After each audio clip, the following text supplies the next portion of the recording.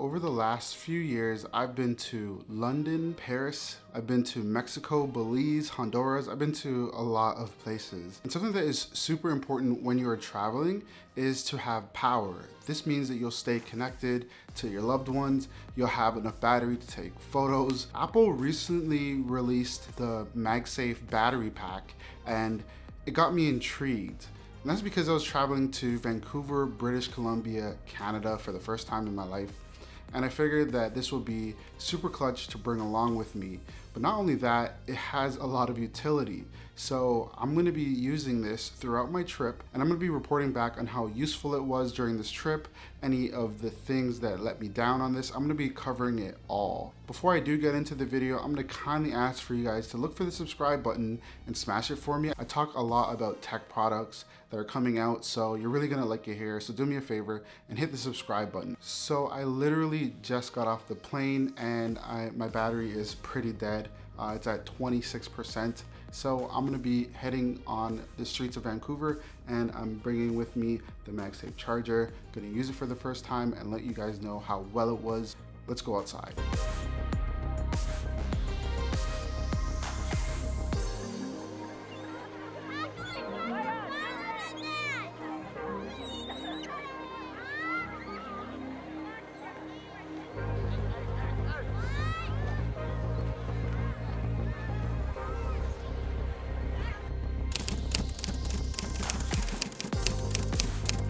Okay, so you might be wondering, why did I have to cut my trip short after a little bit over an hour?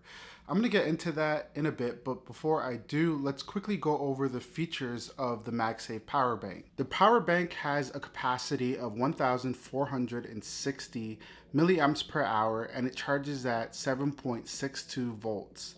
It's made out of hard plastic, and it can charge the iPhone at up to 5 watts on the go or at 15 watts when the pack is connected to a 20 watt or higher power adapter like the one in the MacBooks. It's 11 millimeters thick and it's not too heavy in my personal opinion.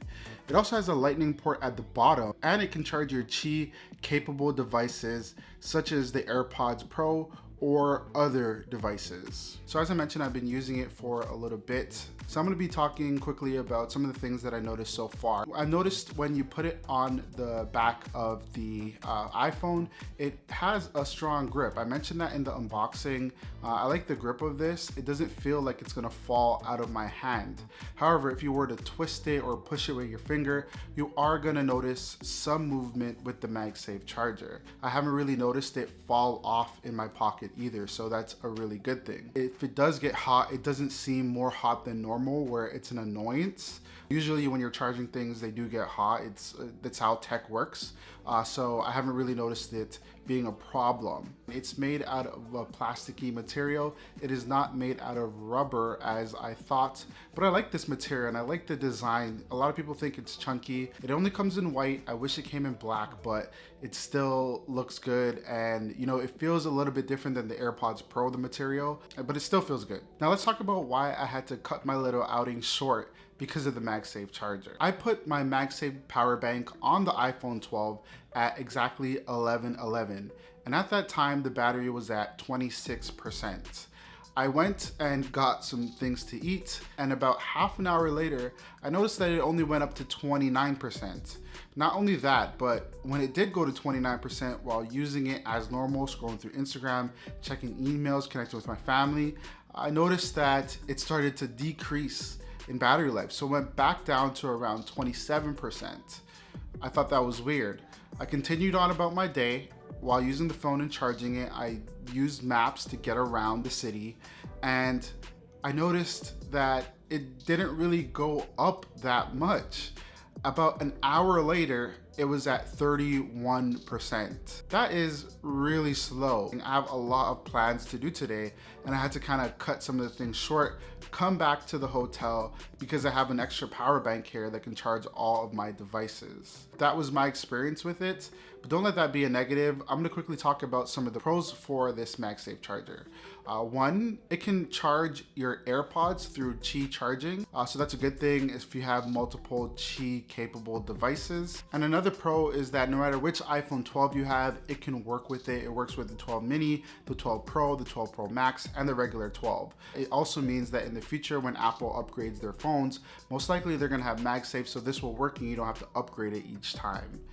But that's pretty much where the pros stop in my experience with the MagSafe charger. A quick con that I mentioned, other than the big con of it not really being good at a charger, is that this thing can only charge iPhone 12s and of course anything with Qi charging. But let's say you don't have a phone or anything like that, you want to charge your camera.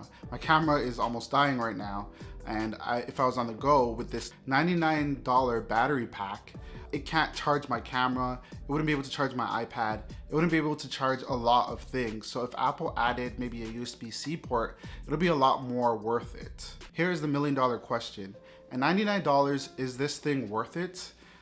I'd say no. So I do think that there are other alternatives on Amazon which are much cheaper and work a lot better. Not only do they work better, but they actually work. Can't really use this on my trip. You know, looking into the stats and looking at how fast this thing charges, it's not really that great for the price. Thank you guys for watching. I'm gonna see you guys in the next one. Peace from Vancouver. I love you guys. Peace.